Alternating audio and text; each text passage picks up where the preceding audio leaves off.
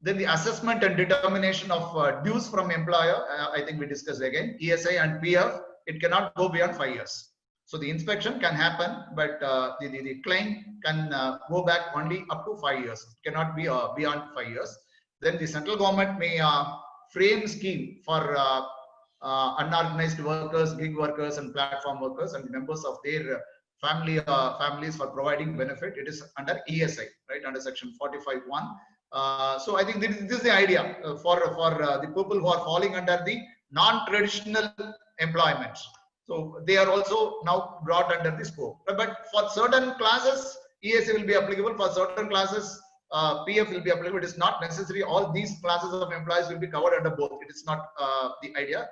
It could differ, right? But we may have to wait for the rules or regulations to come in. The contribution, again, user charges, scale of benefits, the qualifying and eligibility conditions for those non-traditional workers to avail of this scheme. I think that is to be prescribed. That will be there in the scheme itself.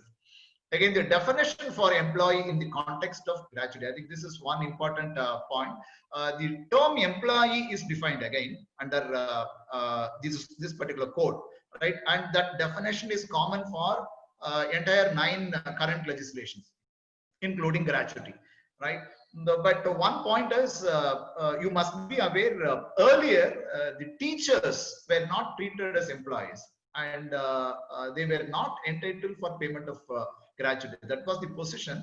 But later, I think that position got changed, and the definition for the term employee under the payment of gratuity also got changed, so as to include the teachers also, right? So they become entitled for payment of gratuity. That is the current position now.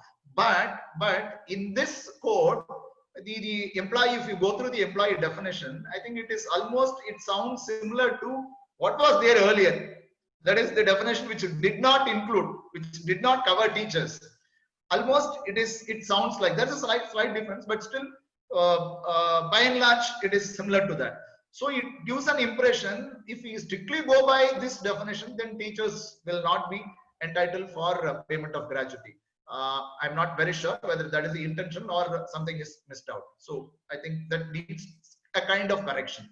Another point is, in current Employment and Exchanges Act, if you go through the definition part, I think the public sector undertakings and private sector undertakings, they are all enterprises. They are all defined, right? And in case of the private sector establishments, if there are 25 or more employees, only then the Employment Exchange Act will be applicable, right? But unfortunately, in the code, the definition for the public sector enterprise and the private sector employment enterprise is missing.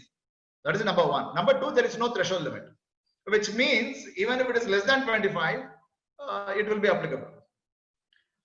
So I think these are all some key points. I would say out of in the new wine, these are all key points. Now